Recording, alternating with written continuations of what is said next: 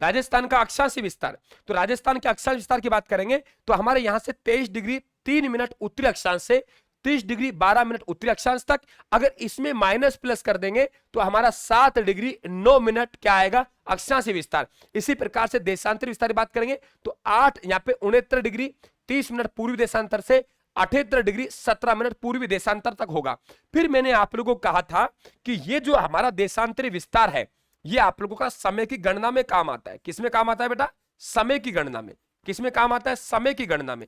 तो समय की गणना में काम आएगा तो आप लोगों के राजस्थान का लगभग लगभग लगभग लगभग लगभग लगभग कितना है, लगभग लगभग 9 देशांतर के मध्य विस्तार है ना।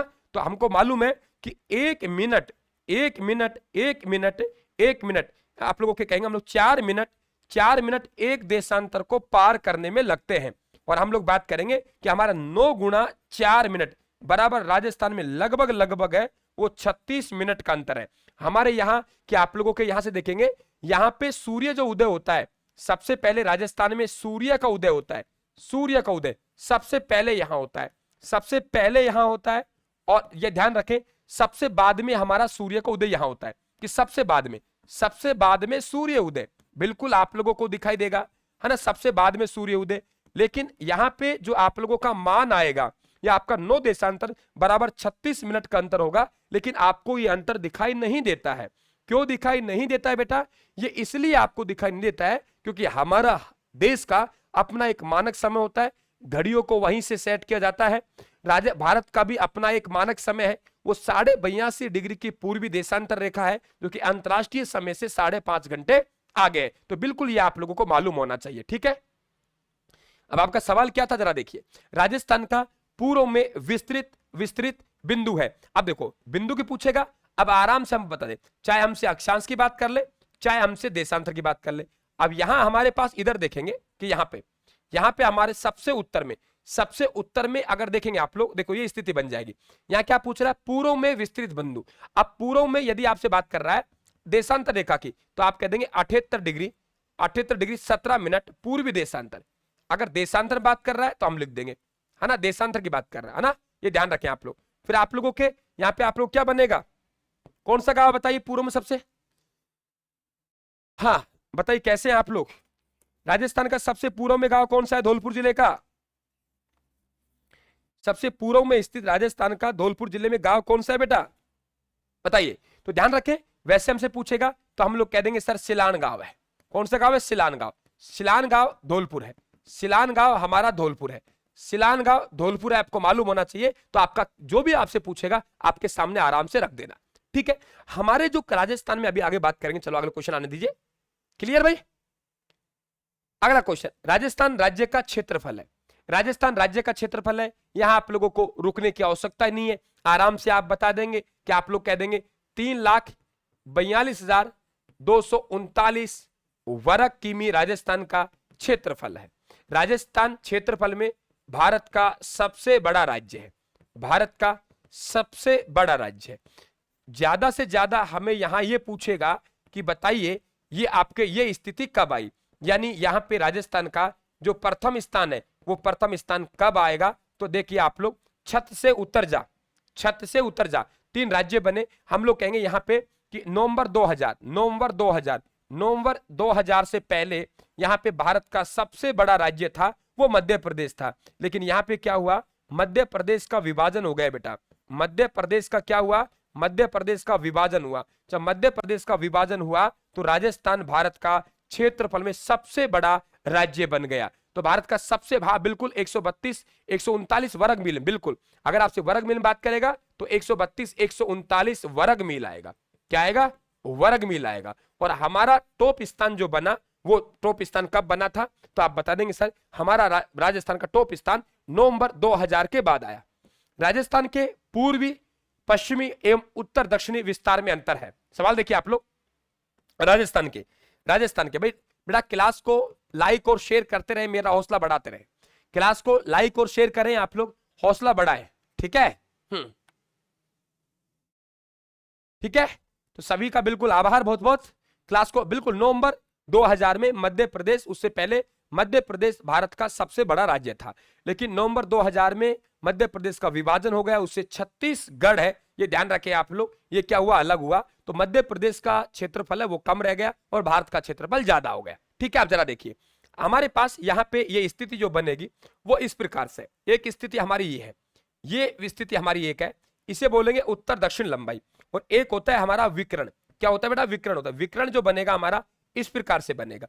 अगर यहां बात करें, ये हमारा, ये ध्यान रखें, ये बीच का पॉइंट है, बीच का पॉइंट है, ये है मकराना नागौर में। कहां है, मकराना नागौर में, ये ध्यान रखें आप लोग, मकराना नागौर। कौन सा है बेटा, मकराना नागौर, ये ध्यान रखें, मकराना नागौर, मकराना नागौर। कभी आपसे पूछे राजस्थान का आप लोगों का मध्य, यहां आपके अक्षांश देशांतर रेखा है एक दूसरे को काटती है, तो ध्यान रखें कौन सा है, लाम्पोलाई, लाम्पोलाई, लाम्पोलाई, लाम्पोलाई है, मेड़ता माफी चाहूंगा, लाम्पोलाई, लाम्पोलाई लिखिए आप लोग इसके, लाम्पोलाई, क्या लिखेंगे, लाम्पोलाई, लाम्पोलाई, लाम्पोलाई ये गांव है, तो लाम्पोलाई है वो ध्यान रखें आप लोगों के, ये राजस्थान का बिल्कुल मध्य वो स्थिति है जहां पे अक्षांश, मध्यवर्ती अक्षांश और मध्यवर्ती देशांतर दोनों एक दूसरे को काटती है। ठीक है, इसके बाद सही कह रहा हूं बेटा, गांव सही तो है ना, ये थोड़ा गांव अलग लग रहा है मुझे नाम से। यहां हम लोग बात करेंगे, ये आप लोगों का उत्तर हो गया, और ये आप लोगों का दक्षिण हो गया, ये आप लोगों का पश्चिम हो गया, ये आप लोगों के पूर्व हो गया, है ना, इसे हम लोग कहेंगे वो उत्तर पश्चिम कहेंगे, उत्तर पूर्व कहेंगे, इसे हम लोग उत्तर पश्चिम कहेंगे, उत्तर पश्चिम कहेंगे, इसे हम लोग दक्षिण पूर्व कहेंगे, है ना, दक्षिण पश्चिम कहेंगे, और इसे हम दक्षिण पूर्व कहेंगे। यही बात है। जरा देखिए यहां पे राजस्थान की लंबाई कम है बजाय चौड़ाई की, ये सवाल भी कई बार पूछा है। राम राम बेटा, राम राम। अरे भाई राम राम रे छोरा, पढ़ लो दादा, तुम कम से कम आज शर्म कर पेपर देख लो एक बार। ओ भाई जेलर को पेपर हुआ है आज बेटा, राम राम पीलीबंगा वालों, आज जेलर को पेपर हुआ है, एक बार देख लो तुम, है ना, एक बार देख लीजिए, देख लीजिए बेटा, देख लीजिए कि वहां 40% आप लोगों का उसे पार्ट कोई बुक भी नहीं कर पा रही, है ना, आप विद्यार्थी की छोड़िए, 40%, 50% से अंकों से ज्यादा क्वेश्चन कोई बड़े बड़े ग्रंथ पढ़ेंगे तो भी नहीं दे पा रहे। एक बार देख लो अपने आप में कि जिस तरीके से वहां कॉन्सेप्ट पूछा गया है, आप एक बार जेलर का पेपर देख लेना, मैंने टेलीग्राम पे डाल रखा है, आज ही हुआ है, और मैं तुमसे चिल्ला चिल्ला के कह रहा हूं सुधर जाओ, वक्त है बेटा, बार बार कह रहा हूं आप लोगों से। ठीक है बेटा, ओके, सही है लामपोलाई, ठीक है, राम राम, आगे बढ़े, सुधर जाओ, वक्त है। देखो राजस्थान की जो लंबाई है ना वो आप लोगों को कम है, लंबाई की बात करेंगे, लंबाई हमारी 826 किमी है, लंबाई हमारी कितनी है, 826 किमी, 826 किमी है, और चौड़ाई हमारी 869 किमी है, तो लंबाई चौड़ाई में जो अंतर आएगा वो अंतर कितना आ रहा है, 43 किमी का। ये ध्यान रखिए, राजस्थान की लंबाई की बजाय चौड़ाई ज्यादा है, लंबाई की बजाय चौड़ाई से ज्यादा है। अरे फर्स्ट ग्रेड छोड़ो संजय सैनी साहब, फर्स्ट ग्रेड तो और भी क्वेश्चन मिले हैं, आप एक बार आज जेलर का पेपर देखो आरपीएससी का, ओ भाई देख लेना बाद में क्लास होने के बाद में, है ना, एक बार देख लेना।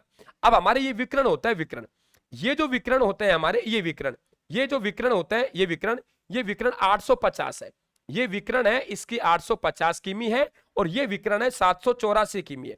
तो 784 हम लोग बात करेंगे सर उत्तर पूर्व, उत्तर पूर्व से दक्षिण पश्चिम का जो विकर्ण है उसकी लंबाई 784 किमी है, और ध्यान रखें आप लोग उत्तर पश्चिम से दक्षिण पूर्व का विकर्ण है उसकी लंबाई 850 किमी है। अर्थात दोनों विकर्ण, क्या कहा मैंने, दोनों विकर्णों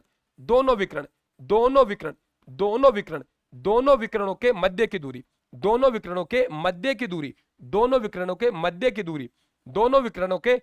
की दूरी बात करेंगे तो वो मध्य की दूरी कितनी है, 66 किमी है। दोनों विकर्णों के मध्य की दूरी कितनी है बेटा, 66 किमी है, और दोनों आपके लंबाई चौड़ाई की बात करेंगे 43 किमी। और राजस्थान का जो मध्यवर्ती गांव है वो मध्यवर्ती का है लामपोलाई नागौर है, जहां आप लोगों के अक्षांश और देशांतर रेखाएं दोनों काटते हैं। मध्यवर्ती वो गांव जहां मध्यवर्ती और ध्यान रखें आप, मध्यवर्ती अक्षांश और मध्यवर्ती देशांतर रेखा, मध्यवर्ती अक्षांश और मध्यवर्ती देशांतर रेखा कौन सी है बताइए मुझे। राजस्थान की मध्यवर्ती अक्षांश रेखा, राजस्थान की मध्यवर्ती अक्षांश, राजस्थान की मध्यवर्ती अक्षांश, राजस्थान की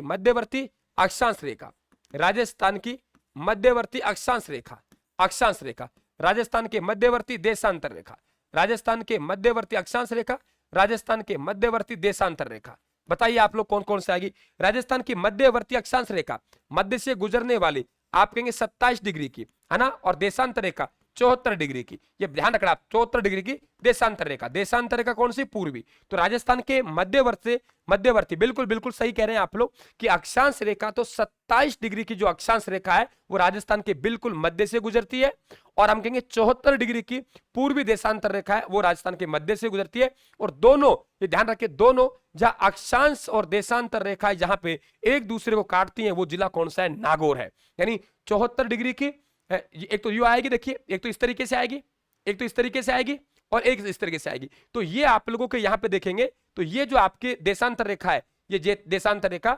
74 डिग्री की पूर्वी देशांतर रेखा है, 74 डिग्री की पूर्वी देशांतर रेखा है जो राजस्थान के मध्य से गुजरती है। और ये देखेंगे आप लोग यहाँ पे कि आप लोगों की ये कितनी है, तो ध्यान रखिए 27 डिग्री की अक्षांश रेखा है।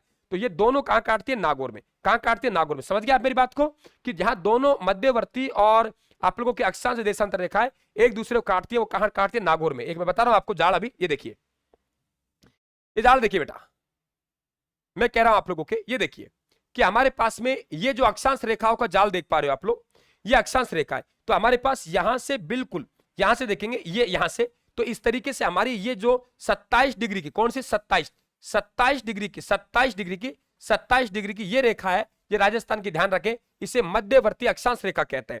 और इसी तरीके से हमारे पास एक मध्यवर्ती देशांतर रेखा ऐसे आएगी। तो यहां ये दोनों क्रॉस करती है, दोनों क्रॉस करती है। ये कहां क्रॉस करती है? नागौर में। वेरी इंपॉर्टेंट क्वेश्चन आपसे पूछे कि मध्यवर्ती अक्षांश और मध्यवर्ती देशांतर, तो मध्यवर्ती जो देशांतर है वो ध्यान रखें वो 74 डिग्री की देशांतर रेखा है, 74 डिग्री की देशांतर रेखा, 74 डिग्री की देशांतर रेखा, 74 डिग्री की देशांतर रेखा है, उसे मध्यवर्ती देशांतर रेखा कहते हैं। और 27 डिग्री की जो उत्तरी अक्षांश रेखा है उस उत्तरी अक्षांश रेखा को मध्यवर्ती अक्षांश कहते हैं। और दोनों ये एक दूसरे को क्रॉस करती है, ये कहां करती है? नागौर में। ये आप लोग ध्यान रखें। चले बेटा, क्या मेरी बात को समझ गए? क्या मेरी बात को समझ गए? नहीं समझे बताइए, क्या मेरी बात को समझ गए? अब आते हैं हम लोग दिन रात की अवधि, कर्क संक्रांति, मकर संक्रांति, ये क्या है जरा देखिए आप लोग। ये आप ग्लोब देख पा रहे हो यहाँ पे समझिए आप इसको कि हमारे पास में एक 0 डिग्री की अक्षांश रेखा है जो ग्लोब को 2 भागों में डिवाइड कर देती है ना? ठीक है, हाँ, चलिए आगे बढ़े। हाँ बिल्कुल बेटा, क्रम से चलेंगे तो कोई टाइम खराब नहीं होगा, और यदि आप क्रम से नहीं चलेंगे, आप लोग बातें ज्यादा कर रहे हैं, पढ़ा कम रहे हैं, आज क्या पढ़ा रहे हैं, कल क्या, फिर वो आपको मजा वाली बात नहीं है।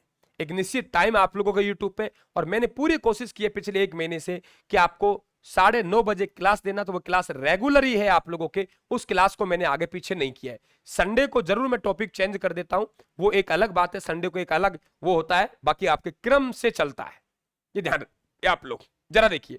हमारे पास कि ये जो भूमध्य रेखा है ये बिल्कुल बीचों बीच से गुजरने वाली, इसे हम लोग भूमध्य रेखा नाम देते हैं। समझ लीजिए कि हमारे पास में कर्क संक्रांति, मकर संक्रांति, उस पे पढ़ ले, फिर उससे संबंधित क्वेश्चन आएंगे, उन्हें हम लोग आराम से निकाल लेंगे। ठीक है, हमारे पास ये जो रेखा है ये 0 डिग्री की अक्षांश रेखा है। ये कितने की है? 0 डिग्री की, 0 डिग्री की, 0 डिग्री की अक्षांश रेखा है। ये 0 डिग्री की अक्षांश रेखा है, ये 0 डिग्री की अक्षांश रेखा है। आधा भाग इसके ऊपर रह जाता है, आधा भाग नीचे रह जाता है। इसके जो ऊपर तरफ रहता है उसे हम उत्तरी गोलार्ध के नाम से संबोधित करते हैं। ऊपर जो रहता है उसे हम लोग क्या कहते हैं बेटा? उत्तरी गोलार्ध कहते हैं। ऊपर जो रहेगा उसे हम कहते हैं उत्तरी गोलार्ध गुरुजी, ये हमारा उत्तरी गोलार्ध कहलाता है। और इसके नीचे की तरफ जो रह गया उसे हम लोग दक्षिणी गोलार्ध कहते हैं। नीचे की तरफ रह गया बेटा उसे किस नाम जानते हैं? तो उसे हम लोग दक्षिणी गोलार्ध के नाम से जानते हैं। तो एक हमारा उत्तरी गोलार्ध और एक हमारा दक्षिणी गोलार्ध हो गया। अब दक्षिणी गोलार्ध में यदि हम 23.5 नीचे चलेंगे, हमारे पास 23.5 डिग्री की जो रेखा है वो कौन सी? अक्षांश रेखा। लेकिन ध्यान रखना ये जो अक्षांश रेखा है ये हमारी दक्षिणी अक्षांश है, ये जरूर ध्यान रखना, इसे हम दक्षिणी अक्षांश बोलते हैं। और इसके यदि ऊपर चलेंगे हम लोग हाँ बेटा बिल्कुल, देखो एक भाई कह रहे हैं कि आज डिप्टी जेलर वाले एग्जाम में जियो के सारे क्वेश्चन आपकी क्लास से आए हैं गुरु, कल रात को काली सिंध नदी का तो सेम आ गया। बेटा मैं यही कह रहा हूं, सब विद्यार्थियों को यही विश्वास दिला रहा हूं कि निश्चित तौर से अगर आपने राजस्थान को फॉलो किया तो आपको दुख नहीं होगा कि हम ऐसे आदमी के पास गए थे जिन्होंने हमारे को कोई काम नहीं आया। आप गर्व से कहेंगे हम उस आदमी के पास थे कि हम राजस्थान में सबसे आगे हैं। तो मैं तो पहले ही कह रहा हूं आप लोगों को, आज नहीं बेटा, हर दिन कह रहा हूं, लेकिन आप इस बात को कब समझेंगे, निर्भर आप लोगों पे। मैं तो हर दिन हर एग्जाम में आपको प्रमाण दे रहा हूं, हर एग्जाम में प्रमाण दे रहा हूं, क्योंकि मेरा हमेशा टारगेट ये नहीं है कि आप लोगों को समय, मेरा ये टारगेट रहता है कि मैं वही चीजें पढ़ाऊं, मैं वही बातें पढ़ाऊं जो एग्जामिनर पूछता है। फालतू बातें मैं आपको यूट्यूब पे करवाता ही नहीं हूं कि बड़ी मुश्किल से आप समय निकाल के आते हैं और उस समय को भी यदि हम खराब कर जाते हैं तो फिर बेटा कोई मजे वाली बात है ही नहीं। ये ध्यान रखें, हमेशा मेरा टारगेट होता है। अब यदि यहां पे आप लोग चले 23.5 डिग्री, कितना 23.5 डिग्री, अगर आप उत्तरी अक्षांश में गए, कहां गए, उत्तरी अक्षांश में गए, आप कहां गए, उत्तरी अक्षांश में, तो हमारे पास 2 पॉइंट बन गए। ये जो आप लोगों के 23.5 की जो उत्तरी अक्षांश रेखा है बेटा, इसे हम लोग ये ध्यान रखें करक रेखा के नाम से जानते हैं। उत्तरी गोलार्ध में 23.5 डिग्री की अक्षांश रेखा को कर्क रेखा कहते हैं। दक्षिणी गोलार्ध में जो 23.5 डिग्री की रेखा है उसे हम लोग कहते हैं मकर रेखा। क्या कहते हैं, मकर रेखा, मकर रेखा कहते हैं। क्या कहते हैं, मकर रेखा। उत्तरी गोलार्ध में 23.5 की, दक्षिणी गोलार्ध में 23.5 की, एक हो गई हमारी कर्क रेखा और एक हो गई हमारे मकर रेखा। ठीक है बेटा, आपको मेहनत करनी पड़ेगी, मैं तो चिंता मत कीजिए, मैं तो आपको कभी नहीं डूबने दूंगा। मेरी जितनी कोशिश है आप लोगों को बेहतर देने का प्रयास कर रहा हूं, बेहतर देने का प्रयास कर रहा हूं। तो अब आपकी मर्जी है कि आप क्या कर रहे हो। देखो हमारे जो सूर्य है, हमारे क्या बेटा, सूर्य क्या गया भाई, हमारा जो सूर्य है वो सूर्य आप लोगों के समय होता है, वो समय ध्यान रखें आप लोग। यहां पे एक तिथि मैं लिख रहा हूं, कर्क रेखा पे सीधा चमकता है, वो चमकता है 21 जून को, और 21 जून को सूर्य कर्क रेखा पे सीधा चमकता है। इस तिथि को हम कर्क संक्रांति कहते हैं, कर्क संक्रांति, कर्क संक्रांति। और 22 दिसंबर को सूर्य सीधा है जो मकर रेखा पे सीधा चमकता है, इसे कहते हैं हम लोग मकर संक्रांति। क्या कहते हैं, मकर संक्रांति। एक सवाल बनता है कि सर हमारे पास मकर संक्रांति, मकर संक्रांति, मकर संक्रांति, ये संक्रांति क्या है, सूर्य का उत्तरायण होना, सूर्य का दक्षिणायन होना, ये आपके क्या कहलाता है, संक्रांति कहलाता है। समझ गए, सूर्य का दक्षिणायन होना, सूर्य का उत्तरायण होना, इसे हम लोग एक शब्द से संबोधित करते हैं, वो शब्द है बेटा हमारे संक्रांति। तो 21 जून में सूर्य सीधा उत्तरी गोलार्ध में चमकेगा, 21 जून का दिन है, वो सीधा आपके यहां कर्क रेखा पर। तो इसका मतलब उत्तरी गोलार्ध में 21 जून का दिन एक ऐसा होता है जहां पे आपके भीषण तो गर्मी पड़ती है, जून के महीने बताओ, पड़ती है ना, भीषण गर्मी पड़ती है, पड़ती है ना, भीषण गर्मी, भीषण गर्मी पड़ती है।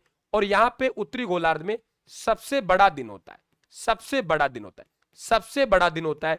लेकिन ये स्थिति विपरीत हो जाती है आप लोगों के कब, 22 दिसंबर को।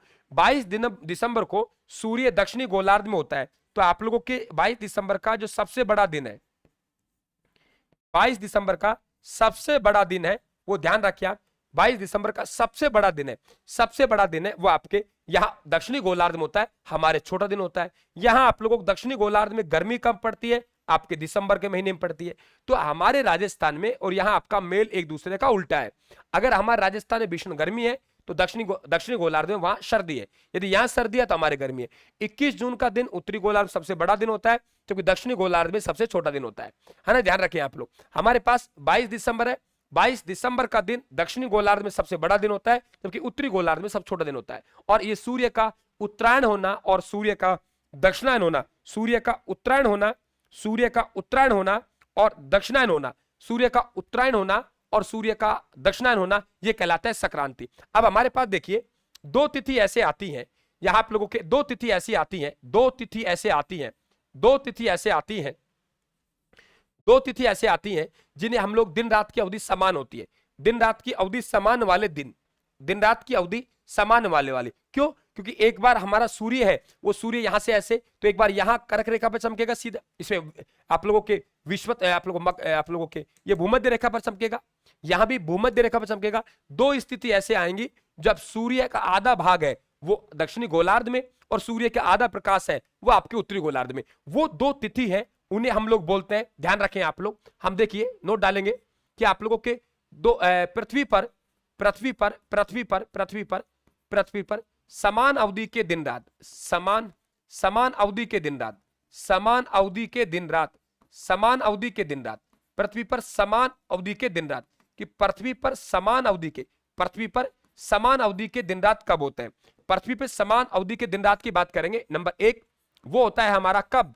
वो होता है हमारा कब? तो आप लोग कहेंगे सर एक होता है हमारा 21 मार्च, 21 मार्च का दिन होता है, और दूसरा हमारा होता है वो होता है हमारे पास में 23 सितंबर। 23 सितंबर और 21 मार्च, 23 सितंबर और 21 मार्च, ये दो दिन ऐसे हैं जहां आप लोगों के सूर्य का प्रकाश आधा उत्तरी गोलार्ध में आधा दक्षिणी गोलार्ध में होता है। इनके दो नामों से संबोधित करते हैं। इसे कहते हैं हम लोग बसंत ऋतु है, तो इसे हम लोग बसंत के नाम से जानते हैं, और बसंत विषु षटकोण वाला वह, और इसे कहते हैं हम लोग शरद विषु। ये ध्यान रखें आप लोग, दोनों तिथि ध्यान रखना, बहुत अच्छे काम आएंगे आप लोगों के दोनों फैक्ट, है ना। अब यहां से संबंधित जितने भी क्वेश्चन बनते हैं मुझे नहीं लगता गलत है, मुझे नहीं लगता आप गलत होंगे, है ना बेटा। अब बता दीजिए, अब आपके कुछ ही पूछ ले आप लोगों के अक्षांश देशांतर से जितने भी सवाल बनते हैं, मैंने क्वेश्चन भी साथ लिए हैं आप लोगों को और डिटेल भी साथ लिए। मैं केवल क्वेश्चनों के साथ आगे नहीं बढ़ सकता जिस प्रकार से एग्जामिनर सवाल पूछ रहा है।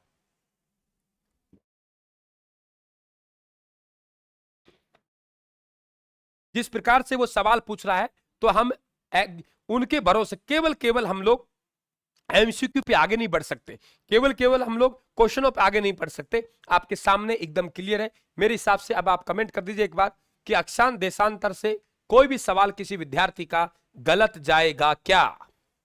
मैं अभी से पूछ रहा हूं आप लोगों से, बता दीजिए मुझे, अक्षांश देशांतर से अगर किसी विद्यार्थी को लगता है कि सवाल गलत जाएगा क्या?